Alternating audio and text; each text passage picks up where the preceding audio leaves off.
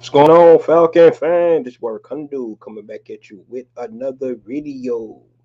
And sorry, I got cut off yesterday. On internet was spotty. It was going in and out, and I kind of, had to stop in the middle of my, you know, going off on the team, going off on Coach Smith and things like that. But once you get further and further removed from, Sunday's game, and watching that embarrassing loss. And like I said, I was being a fan for the most part. But I do come on here, you guys, and I try to give some objectivity when you're talking about it. And just like the title says, everything is not as bad or as good as it seems. So, the Atlanta Falcons are 4-5. They do have 8 games left. They still have a chance to win. Make it to the playoffs if they can.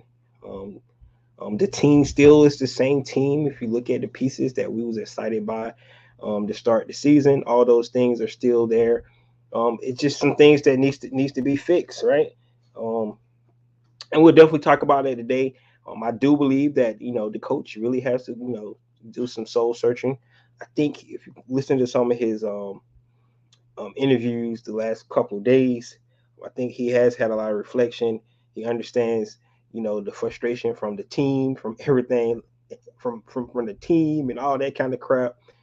He from the fan base. He understands. He understands when people say, why Bijan ain't getting the ball, right? And he laid out some things that some good things the team has been doing, which is it's true, right? Like I said, everything is not as bad, right? It's probably could have been the worst. And I can be honest with you, the way I felt on Sunday, I'm be honest with you guys. I almost stopped being a Falcon fan on Sunday. That's how mad I was with the team. I was like, this is ridiculous, man. Like, put your heart and soul. I come on here and do a podcast. I have to talk about this team, right? And then I'm not doing it because, um, I just want to do it. I do it because the love of the team and my fanhood. That's my fandom. That's what I do it for. So for me to come out here and talk about it, and I had nothing positive to say about that game at all. So it was tough for me, but to come out here and talk to you guys, and I know you guys feel the same pain I feel because a lot of other diehard Falcon fans out there too, and you was upset just how I was. But like I said, you take a step back, you look at things in this whole. Yep, the Atlanta Falcons are 4-5. You look around the league, there's a lot of teams that not playing good football right now, and you know you still some of those coaches and staff and players and fan bases still think they can turn around. So I still think the Atlanta Falcons turn around too, because I think the talent is there. Um, I think the coaching staff is not a bad coaching staff. I just think some of the decisions they have made, um, it's just not the where it needs to be. And if they change some things around, I think the Atlanta Falcons can really, um, you know, make season. I mean, the schedule is not hard. We've been talking about this schedule. It's one of the easiest schedule in NFL. The quarterbacks that we're gonna play, the teams that we're gonna play. The Atlanta Falcons could potentially, right? If they played the Atlanta Falcon football that we all thought they could be able to play this year, can actually win the next 8 games. I mean, that's how easy the schedule is, and that's how I think the talent on this team is. If we just fix some of the things we need to fix, and that's just as simple as that. So, we're gonna talk about some of those things today. We're gonna talk about the good things we have seen. The first 9 games of the season. Some bad things we definitely seen. The first 9 games of the season, and then we're gonna talk about just getting a damn win. We need to get a win on Sunday, man. We can't go into the bye with a loss. That just cannot happen.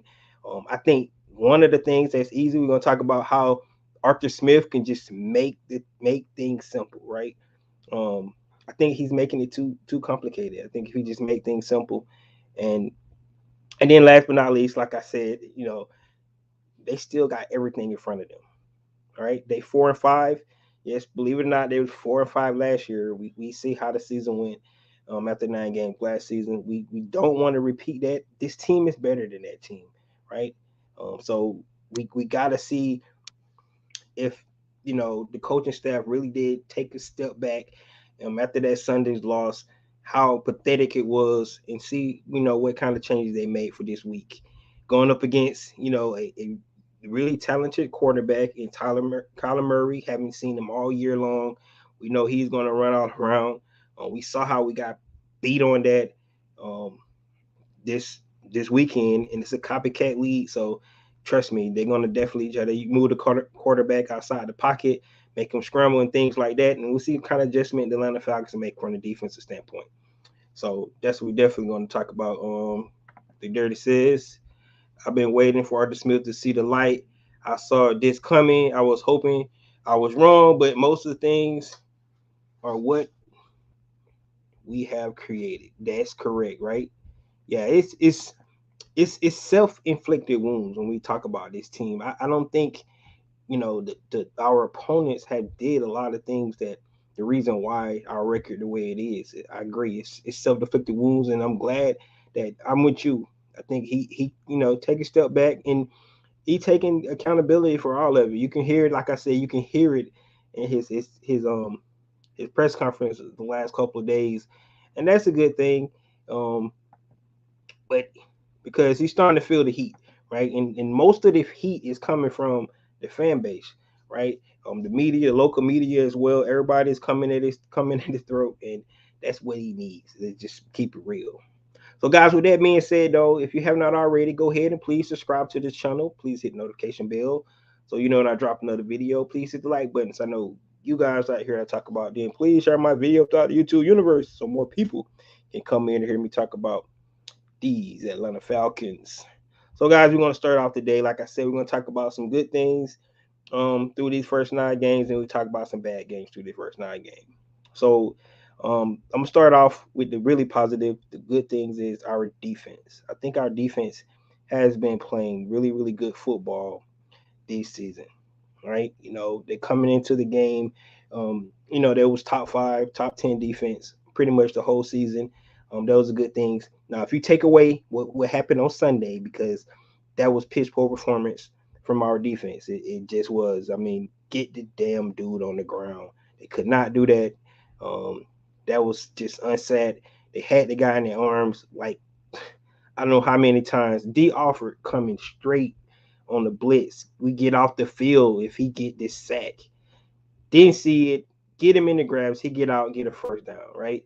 Did that like 3 different times on 3rd and long.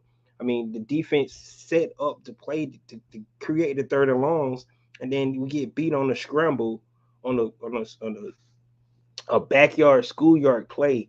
And it just looked like the old Atlanta Falcons. So from a defense standpoint, defense been playing really good. But what happened on Sunday, that's not the case. But one good thing that we have seen from the defense is the way they've been playing. Right. The bad thing for defense, they just need to stop giving up the big plays. I think the big plays has really been a killer for us this season. Really, what's really been hurting us is the big play. You go back to the Detroit Lions game. You go back to the Jacksonville Jaguars game. You go back to all the games that we had. I mean, all the plays they had in Tennessee, all those 3 big plays that they gave. Well, even one was offensive pass interference, but the big plays are the bad things from a defensive standpoint that really been killing us. They got to clean those up, right? And we just talked about the copycat league, so other teams gonna look at film, and they was like, yes, this team is really really solid in the run game, but they undisciplined, giving up big plays, right? They not containing the quarterback, getting outside the pocket. Those are the kind of things they see on film. So those kind of things definitely need to clean up. Definitely, they can do a deeper dive, going into the bye. But for this game coming up, they need to clean up some and show up some of those things from a defensive standpoint. That's definitely some bad things that we definitely need to clean up. The big plays has been killing us. Um, really, I mean, because everything else it's just been good from a defensive standpoint, and it shows that it invested over $160 million on the defense. That's what it shows. Um, some of the bright spots on defense, David Amayada, just a monster in the Minnesota Viking games, overshadowed by the loss, of course, but he played good football in that game. Nate Landman. I mean, I don't know what the Atlanta Falcons going to do when Troy Anderson comes back, because I don't think you can take Nate Landman out the game.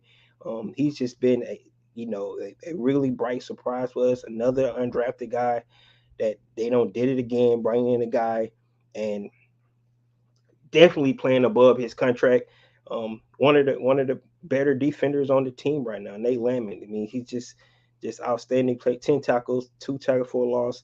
And like I said, when Troy Anderson does come back, they're gonna have a decision between that linebacker crew. So I like our depth at linebacker now with Kay Nellis, Nate Landman, and of course, when Troy Anderson come back, that's going to be good. Um, Other than that, a lot of guys just make the plays when you have them. I mean, that last play scramble, Bud Dupree had the guy in his hand. Like I said, D Offer had him. I think they had the guy like 2 or 3 times in the pocket, and he was able to get so broken tackles, missed tackles. I don't know how many missed tackles had in the game. Didn't go back and look at it. Don't look at no stats, but you can tell they had a lot of missed tackles. So, from a defensive standpoint, those are some of the good and bad things that we definitely can take from the 9 weeks. Get this win, right? That's what we need to do. Get this win this weekend, and then during the bye week, try to fix some of those things up so we get ready for our rivalry, the Aints, because this game could really be really really big coming out the bye. So this is going to be huge for our Atlanta Falcons.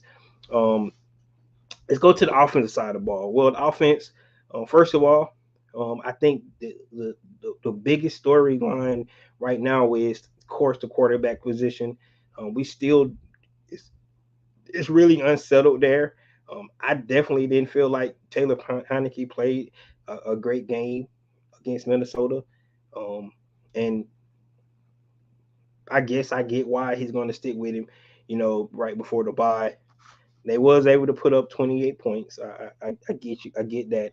But at the same time, um, he had a lot of plays that, luckily, it didn't turn out bad for us. Worse than what it was. Right? He did throw a interception.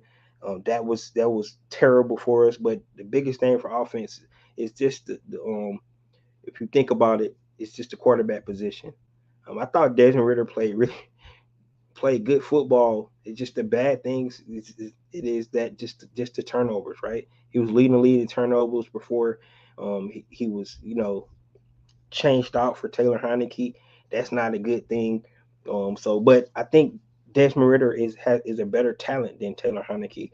Um, so you might suggest that we're taking a step back from that standpoint. However, um, Taylor Heineke can win games for us, and he's gonna have to just need to make sure don't make stupid mistakes, things like that, and let's see what happens going forward. From the quarterback standpoint, the run game is not as good as it was last year, and I think we got more talent, in the backfield. When you factor in a guy like B. John Robinson, Cordell Patterson that came back his stride. We saw what Tyler Algier was able to do. I definitely think some of the things that Arthur Smith need to do is be able to, establish that run game. I think we're sitting at ninth right now, and in rushing. Last year we was like in the top five. So those some of the things that you look at that just different from last year to this year, which I think, of course, teams going to adjust and try to take away what we do best. But I just don't think that Arthur Smith is really committed to it like he should. And if he do, especially with those three backs, all three of them is over 220 pounds. If you utilize those guys, you wear those defensive line guys, those guys in the secondary who don't want to come up and hit big running backs like Cordell Patterson, like Tyler Algier, don't want to get juked out their socks, you know, with a big guy like Bijan Robinson. So those are some of the things that definitely got to clean up. The passing game is better. It's still not where it needs to be. You can see Kyle Pitts starting to get that injury that he had, starting to get it right. So these next 8 weeks needs to be huge for him from an offensive standpoint. Um, the worst things that we had on offense is the turnovers, though. We're -7 right now on the turnover margin, and if if we just even there, I think our record would be better. So um, that's some of the things that we definitely look at from an offensive standpoint. If you go look at the last 3 games, though, the Atlanta Falcons have put up 401 yards in the Tampa game. But like I said, the 3 turnovers killed us. 342 yards in the Tennessee game, right? Um, that turnover killed us. It created points, and then 263 yards in the last game we just played against the Minnesota Vikings. Guess what? 2 turnovers, 11 points for the opposition. So those are some of the things you look at from an offensive standpoint. Like you take 1 step forward, 2 steps back, right? Because you're moving the ball, putting all these yards. So I mean, we got some teams in the league can't get over 250 yards, total in a game. Atlanta Falcons going to 400, 340, 360 yards, and we still losing games because we get in the red zone. We can't not either score touchdowns or we turning the ball over. It's just that simple. Those are some of the things that, in my opinion, you could clean up. You can fix some of those things. So those are some of the things that, from offensive standpoint, that Atlanta Falcons need to really look in. Right, get this win this weekend. I'm gonna keep saying it, and then go into bye week. Look at everything. Arthur Smith, look in the mirror, continue to look in like you seem like you did some reflection, these last couple of days, and continue and try to make changes to make this thing better. So those are some of the good and bad things. Like I said, it's not as bad as it was on Sunday, um, and it's definitely not as good as we would want it to be. So they do have 8 games to try to fix this thing. But the biggest game is this weekend against the Arizona Cardinals. So let's see, can they go out and get a win? All right, all right. So let's go to like I said, make things simple. Some of the things I wanted to hit on yesterday, before I got my internet start acting up on me. But make things simple, and what I mean by that, if you go back to, I mentioned this yesterday. You go back to the way Arthur Smith, you know, coached with the Tennessee Titans, right? He had, King Henry, of course, right? He had uh, a decent quarterback. He's not like he was a world beater in Ryan Tannehill. He had so weapons. He had AJ Brown on the outside, right? Um, so Corey Davis, not the spectacular receivers and things like that. Um, and he made it simple. And his formula was really simple in Tennessee. It was to run Derrick Henry, right? Run the ball, get an advantageous down and distance on second and third downs, and then play off the play actions and hit big plays down the field. Right? It was that simple. They got in the red zone. You know what they did in the red zone? They scored touchdowns. It because it was simple. He simplified the game because he didn't have the weapons, that he has in Atlanta. So he made it simple. That's really what it boils down to. Um, and if you go back to that, um, most teams know who's getting the ball, right? Everybody knows this. One thing I liked about Kyle Shanahan was, um, he kind of went to his guys all the time, right? Sometimes to a fault, right? But I think every play that he called, you know, when Kyle Shanahan was here, the number one read was Julio Jones, right? That's why Julio got fed the way he got fed. I mean, he kept it simple, right? He's our best guy. They can't cover him. I'm going to him. Until they stop it, we're going to keep feeding him. That's what he did, right? That Go back and look the way Kyle Shanahan used Julio, right? And what I mean by keeping it simple, right? You go out and you get a guy in Kyle Pitts at number 4, right? Mismatch. Everybody says a mismatch. He is. If you put him on a linebacker, he's too quick, he's too big, he's going to get it. You put him on a corner, they're going to be too small, right? It's just that simple. He's a mismatch. Go to your guys. Go to your guys. You draft Drake London. He should be back. Guy who was known for going to 50-50 balls in college. That's what he's known for. He have shown that this year in the NFL. He showed it last year. Going up, get balls, contested catches. That's what he do. Get the ball to your playmakers. And last but not least, Bijan Robinson. the guy you picked number 8 overall, people calling him a freaking generational running back, right? You know, you get scrutinized for going to pick a running back at top 10. The last one to do that was the Giants. How many years ago that been? And then he's not getting enough touches. Right? Make the game simple. I don't know if it's too many weapons for you, and we knew this could be a problem, right? You're not getting enough touches, but when some of the backup guys are getting more touches than your guys that you invested in the draft early. That's an issue. That's a problem. And then you start to wonder why you're not getting the production you need in situations like in the red zone, right? He talked about that today, but the question is why Bijan don't get the ball in the red zone, right? He got one rushing touchdown, right? If you go back and look at CP over the last 2 seasons, he been getting like 8 touchdowns running in the red zone. We have not seen that this year. It's some things that that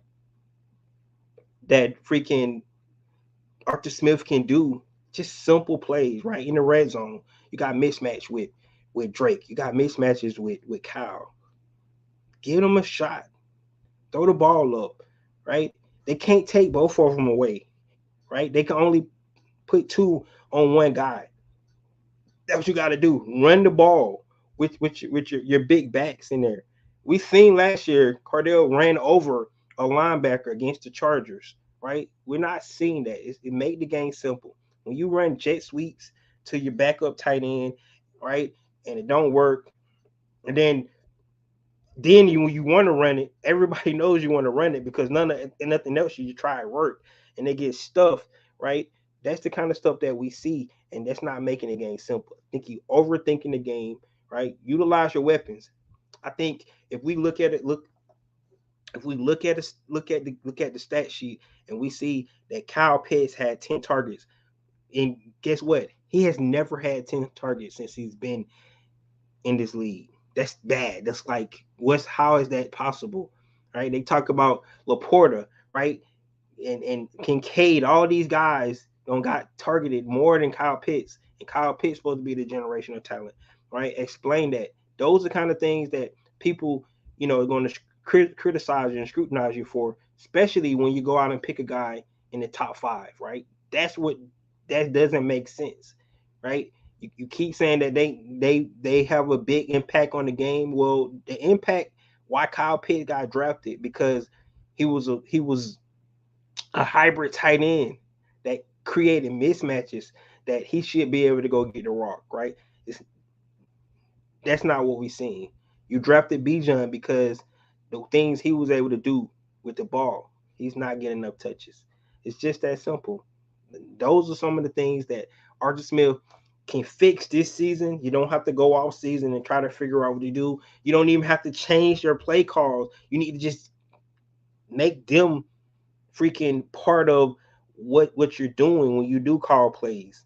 No fancy stuff, no tricks. Just make it simple. Just like you did when you was with Tennessee. Everybody knew. It was not a secret who was getting the ball in Tennessee. And it worked. Why try to disguise and confuse guys now when you got 3 big backs in the backfield? Why? Why change it? It worked in Tennessee. It worked. So I just don't understand. Make the game simple. If he do that, I think it'll fix a lot of the issues we have. Right? You got these guys, and eventually you got to pay them. Right? They top 10 picks, all 3 of them, and the production there is not being done. That's why you get criticism from everybody. Like Kyle Pitts is not getting used correctly. Right? You can't even justify the number 8th overall pick for Bijan if you don't let him get touches. I mean, it's there for you. Make it simple, and that's what I'm really boiling down to. You got, let's see here. What's going on, James? Love the hat. Yeah, man, I'm going. Had to put the hat on today. Throw some wisdom out there. You say, what could Algier have done better to command the amount of touches like last season. I mean, Algier. I'm not taking anything away from Algier, but it's the coolest thing about our running back core. They three different backs. It really is. Algier is a downhill. Once he go downhill, he's a wrecking ball, man. That's what he does. CP, he run that ball like he run that kickoff back, man. And when he get in the secondary, it's punishment time. That's how he run it. He has the cutbacks. He has all those things, like I said, because he's looking at the vision. He has the vision. Then Bijan just a little bit of both, right? He has the power. He has the ability to make guys miss, but he has power as well. And the numbers don't lie. People don't like looking at numbers, but Bijan right now is averaging about 5 yards a carry. Like that's a fact. Like it's and he's not getting enough touches. That's just where it boils down to. So Arthur Smith got to figure it out. I started the season. I was talking about, you know, they ran the ball about I think like 550 sometimes last year. So I was trying to get the touches. Bijan like at two something, Tyler Erger like at two something, CP like at one something, right? I was trying to figure out distribution. I right now I have to go back and look, and we'll have to see what those numbers look like right now for his touches. But you drafted a guy number 8 overall. Let's get him the ball. That's what needs to happen. Um, Tyler Erger should wear them down in the second half. Yes, make that if that's what you want to do, get a ball to Tyler in the fourth quarter because that's what he does. Make that part of the game plan. But in that first through third quarter, utilize CP and Bijan. You're not losing anything. You're not losing anything when you do that. That's my point. You're not losing. Like you make it seem like if you don't use Tyler Algier, you're taking a step back. No, you're not. We seen what Cardell Patterson can do with the ball in his hand. We seen what happens when he get in the secondary. We know you drafted Bijan number 8, right? Make it make sense. Keep the game simple. That's I think if Arthur Smith can do that, and this just not for this Sunday's game because we need to get this win on Sunday. Bijan coming back home. We know he's from Arizona, so we should see Bijan get a lot of touches. His homecoming. Let's hope that's what happens, right? But moving forward, these next 8 games, that's what we need to see. I mean, it's I don't understand why we complicating the game, man. Complicated game. And trust me, I've been on here defending Arthur Smith. If you guys been watching my podcast, I've been defending Arthur Smith, right? Because I like the way he changed the culture. I really do. And honestly, to be honest with you guys, I do not want a coaching change. I do not want a new regime to come in. I just don't want that, man. Like, you need to fix this shit, bro. You need to figure it out, right? Take the criticism, take this constructive criticism, take what people say, what Kurt Warner had to say, whatever you got to do, like take it and get some advice, right? Be humble, try to fix this shit. But in my opinion, just make the game simple, right? Everybody knows, like when we played the Tennessee Titans, right? When they came off their bye, was it any secret that Derrick Henry was going to get the ball? No. Everybody knew that. They know it every game, and they still ran the ball. That's what you got to do, right? I rather for the Atlanta Falcons, and get to the point now where Atlanta Falcons first 2 drives, they just run, and they go 3 and out. It is what it is. They trying to establish the run because you're going to wear those guys down. It happens every game. You see, they start to wear down, and the running game started to get going. My point is, use the run game to set up your pass game. That's what you did in Tennessee.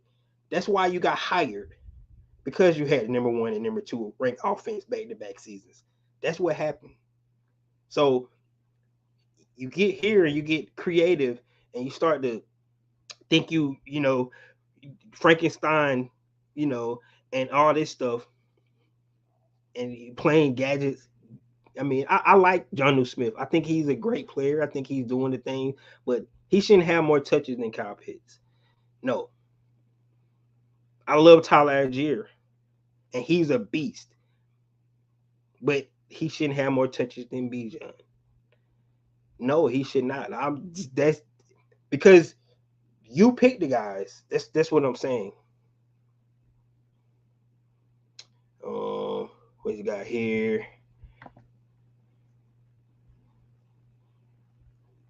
What's going on, Uncle Steve? What's up, brother? First and second goal, two Bijan run, Tyler Algier run. Stop being cute. Use the weapons. See, that's it, man. Like we see it too. Everybody sees it. I'm gonna tell you the most embarrassing thing that I seen on Sunday. Lorenzo Carter scooped up the ball. They got the ball on the 1 yard line. 1 yard line. And we had to kick a field goal. That's the most embarrassing thing. At home, guys. At home. And we got three 220 some pound backs. And we had to kick a field goal. We got straight up punked. That's the most embarrassing thing. Like you. I mean, coming back on the sideline, what can you even say? I mean, your defense sets you up. Like we got 2 turnovers in that game. We got 6 points. 2 turnovers. We got 6 points. 2 turnovers, 6 points. They got 2 turnovers. They got 11 points. They kicked the field goal. They got a touchdown and a 2 point conversion. Right off our 2 turnovers. That's the game. That's the game. That's why we lost. Like in because we got cute. We got cute and that's what happened.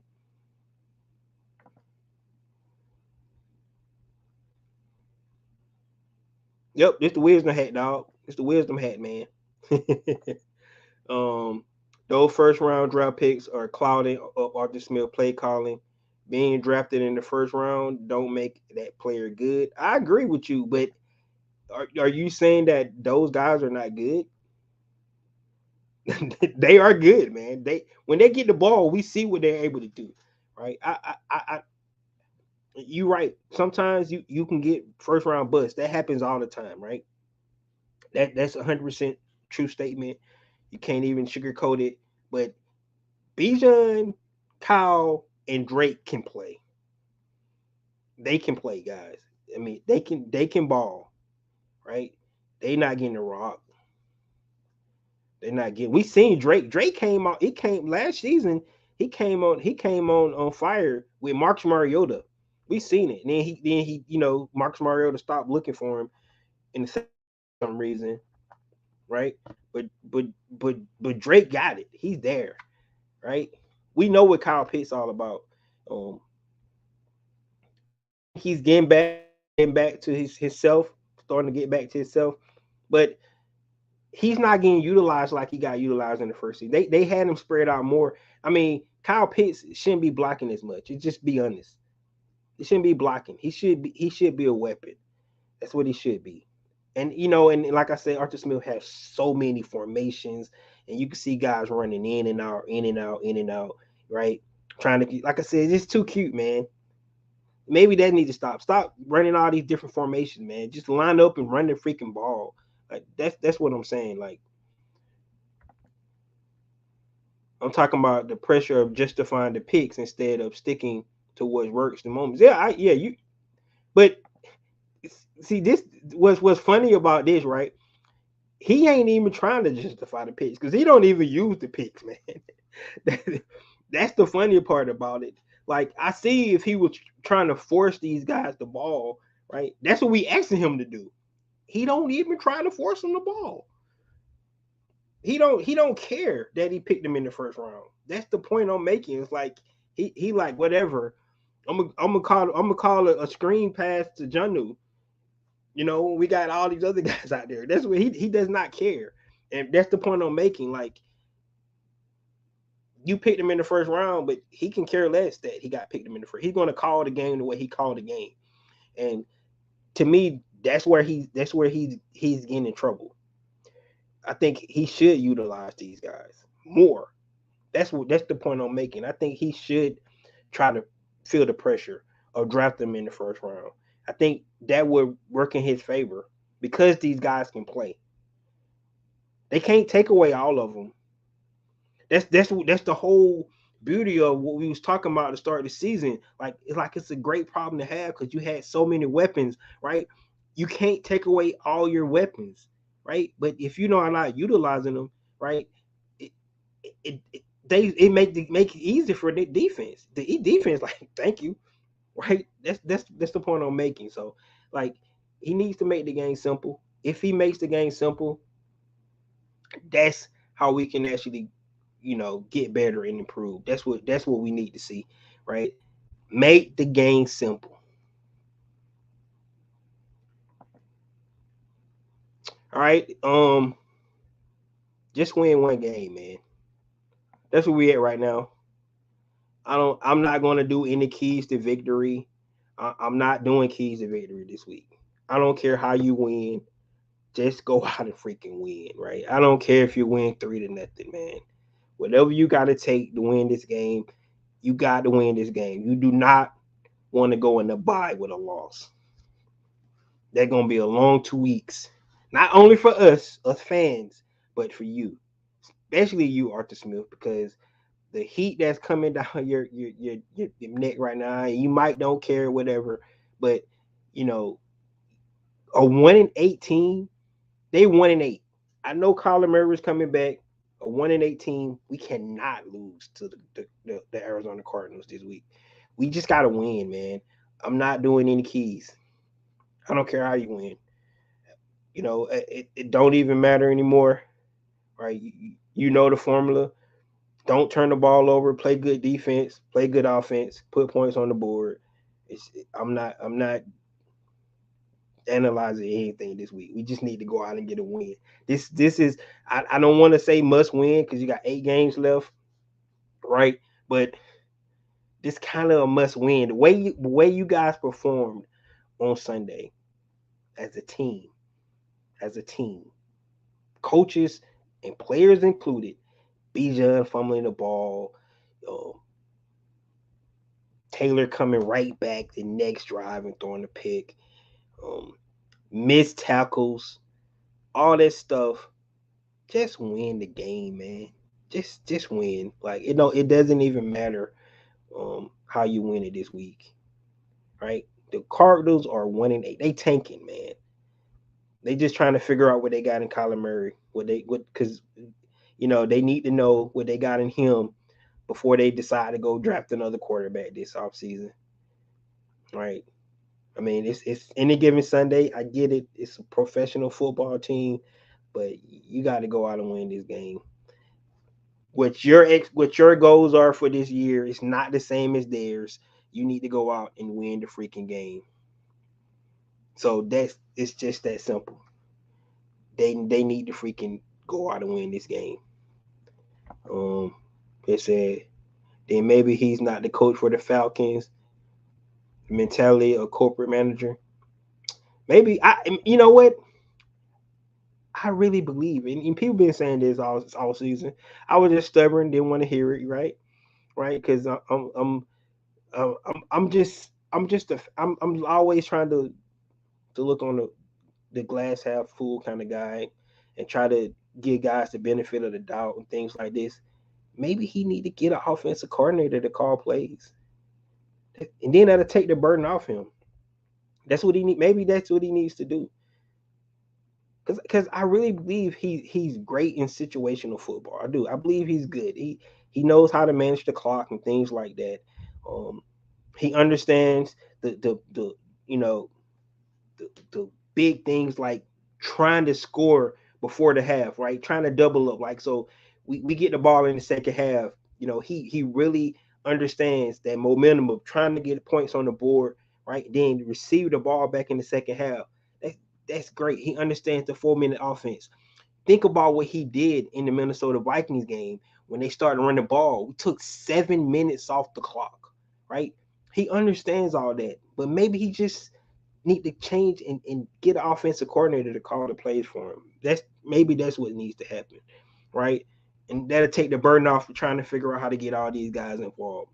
Maybe that's what he needs. Maybe that's the answer. I don't know, but whatever it is, um, none of that matters this Sunday. They need to just go out and win the damn game by any means necessary. So whatever he does, he need to go out and win the game. That's the bottom line. Go out and get this win. There's no other way around it. There's no sugarcoating it, right? Atlanta Falcons can't be flying back from Arizona with a L, man. That's gonna be bad.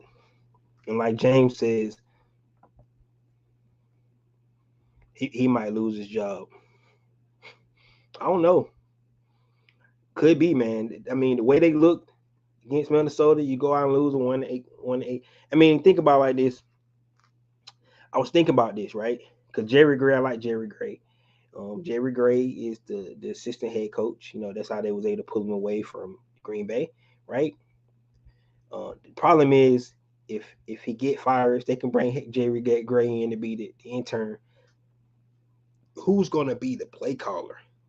Don't say Ragone because I don't know if he can call plays. He's never called plays in the NFL before. You know, he's labeled as the offensive coordinator, but can he really call plays? I mean, I don't know. So that'd be scary. So um, let's just hope we don't have to.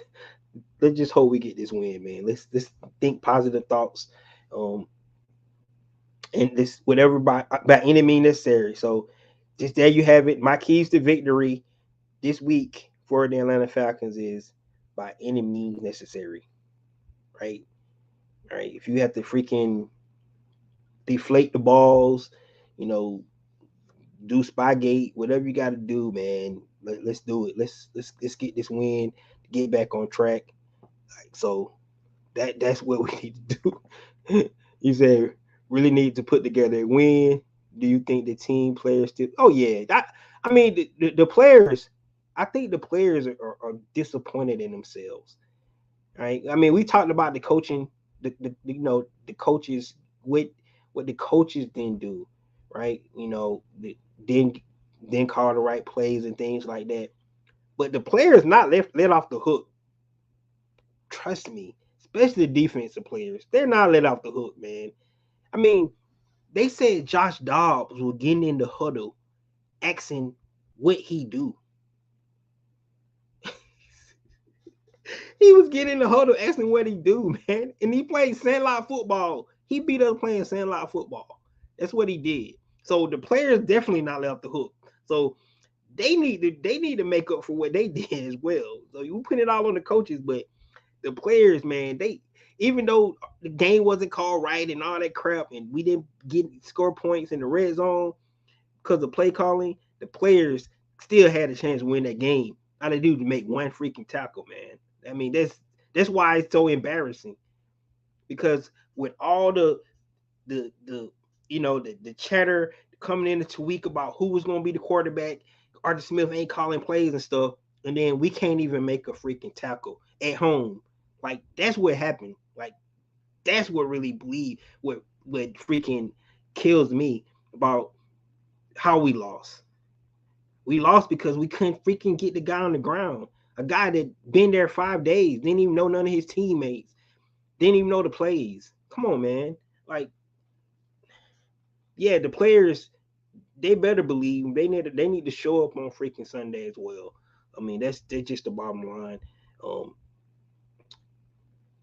that's what needs to happen. The players need to show up. Get a win. That's just one win. Let's do it. And then last but not least, guys, I'm going to leave off on a good note. Because like I said, everything is still there for the taking. It really is, right? Atlanta Falcons get this win on Sunday, right? They 5-5. They're going to buy. They play the Saints for the division lead. That's where to be. That's where we're at. So we get this win on Sunday. That's why we just got to get a win. Let's start there. Let's get a win, and then everything is still there. We play the Aints. beat them at home, and we the division leaders again. And then all this, you know, last 3 games, we could have a positive vibes again. That's what needs to happen. So um that's the most positive thing. 8 games left. Look at the schedule. The Atlanta Falcons can win every game. They can win every game. It's just that simple. Got the Bears on the schedule. They got the Colts. They got the Panthers again. They got the Bucks at home. They got the Aints twice, right? And then they got the Jets um, with Zach Wilson. They can win every last one of those games, right? So everything is still in front for our team. They gotta, like you said, they gotta believe. Arthur Smith got to make changes, start to making the game simple for his offense, all right? And then he got to look in the mirror and freaking have self reflection and decide how he gonna get these guys going. But everything is still there. All expectations we had for our team to get to the postseason is still there. Bad as we felt on Sunday, embarrassing as it was for that team to let a guy who had been there 5 days beat us, um, everything is still there for the taking. So let's see, can the Atlanta Falcons pull this thing off? That's what we want to happen. I know they can do it. Um, let's just see, man. That's where we're at, right? They can win if the offense can put it together. That's right. You're right. The offense started playing like we all think they can, right? They got the talent. The talent's not a problem, right? Quarterback could be, I don't know. Like I said, I don't know about the quarterback, man. Taylor Heineke didn't impress me at all, right? I would win back Desmond Ridder. I'm gonna be honest with you, the way he was playing. But anyway, we're gonna have to just deal with the quarterback right now, whatever whoever's in there. But they still have the talent to get the job done. You need to put the guys in the right position to make the plays. And the guys need to, when they have the opportunity to make the play, make the tackle, get the pick, get the first down, make the block, right? When you begin putting opportunities to make these plays, right? You have to make these plays, man. Um, that's what we need to see. Arthur Smith needs to self check. Yeah, it sounds like talk is cheap, right? But it sounds like he has did a lot of reflections these last 2 days, and he understands. Believe me, he understands the vitriol coming from the fan base right now. I think I seen the hashtag Fire Arthur Smith out there on Twitter, so he knows. He knows, and like I said, the local media been killing him. The national media, I mean everybody, and you know what? It's well deserved. It is, right? Right? You guys go out and pick freaking 3 top 10 picks, and then you can't score a ball in the red zone. So it is what it is. Right? Self reflect, look in the mirror, make the change you need to make, and let's see can we get that win on Sunday. Right? That's all I got. That's all I got. So, guys, there you have it. A little wisdom with my wisdom hat on today from Ricundo, the real Falcon fan. Thank you guys coming in, kicking it with me. Give me your thoughts about some of the things I passed today, um, and what you think that needs to happen, especially the good and bad. I want you guys to look at the good and bad because there have been some good things, right? Even though nothing is good on Sunday, but there has been some good things through this out season. Look at that defense. Look at some of the guys we signed, like Damon Amiyata. Um, the diamond in the rough we found in Nate Landman, man. Woo, the guy's been balling out. So it's been some good things, right? And definitely some bad we definitely need to fix. But we still got everything we need to get this job done and get a win. And I hope you guys feel the same way. Let's get back on the positive vibes, right? Because I'm usually the guy when you come on here, I have positive things. I ain't got nothing. I have nothing positive to say. Yesterday, So let's just get this win. We have the stars, but where are the players that do the dirty work? Good point. Good point. You know, we lost one, man. Grady. I believe, and I'm gonna leave on this. I believe if Grady Jarrett would have been in that game, Josh Dobbs wouldn't have got a loose. I'm just telling you, man. That's the dirty work guy, right? One of the best players on the team. He go out and get the job done. And I believe if Grady were there, and I think that's one we it kind of showed that we missed him right there because I believe he could have got the job done. Yep, I believe we got done. Um, 330 said about Koo. I don't know why I left Koo out because if it weren't for Koo, we would never had a chance. Koo was the man on Sunday, man. He probably the only good thing we saw on Sunday was Koo. So I don't want to leave him out. But you're right, Bobby. We need to get some guys that gonna do that thing. And I think we missed Grady.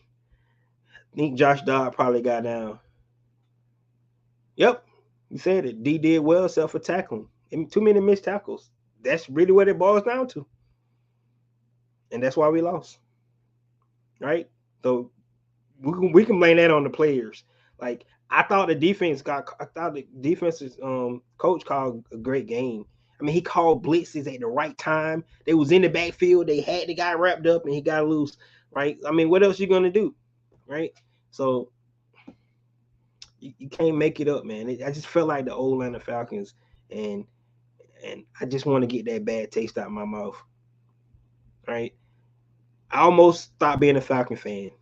Yes, Recondo, the real Falcon fan, almost stopped being a Falcon fan on Sunday. So that's all I got, guys. This is your boy Recondo. Thank you guys for coming in. Um, just win. Let's do that thing. Peace.